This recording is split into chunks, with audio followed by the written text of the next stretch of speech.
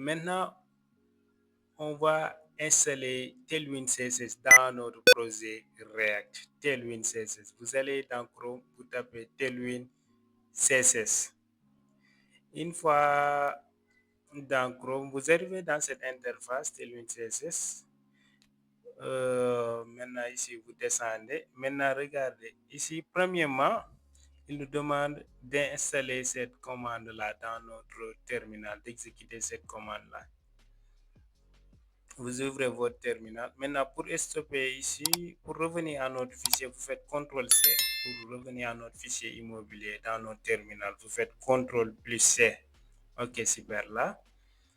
Ok, on va coller ici cette commande npm install tailwind css. Ok, super. Là, il est en train d'installer tailwind css dans notre projet React. Ok, maintenant il nous demande aussi d'installer aussi cette commande ici dans notre import tailwind css from.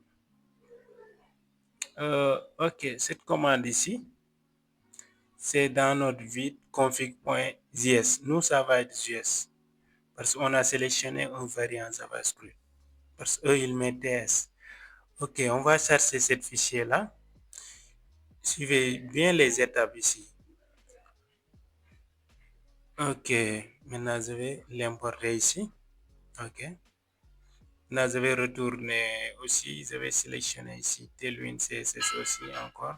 Je vais le récupérer aussi. Et je vais aussi le coller ici. Maintenant, suivez bien les étapes ici. Ok. Ok, là on vient d'ajouter le Tailwind CSS. Maintenant, il reste encore une dernière étape, c'est importer ici. Il nous demande d'importer ça dans notre CSS. On va l'importer dans notre index.css. Ok, super. Maintenant, il nous demande de réexécuter en fait npm run dev, c'est-à-dire de rouvrir notre serveur local. Yeah. Ok, vous allez cliquer ici, vous faites CTRL plus clic. On va rouvrir à nouveau notre serveur ici. Ok, maintenant pour tester, est-ce qu'on a bien réussi à installer Tailwind CSS dans notre projet? On va d'abord installer une extension, les amis, qui est très important pour écrire des Tailwind CSS.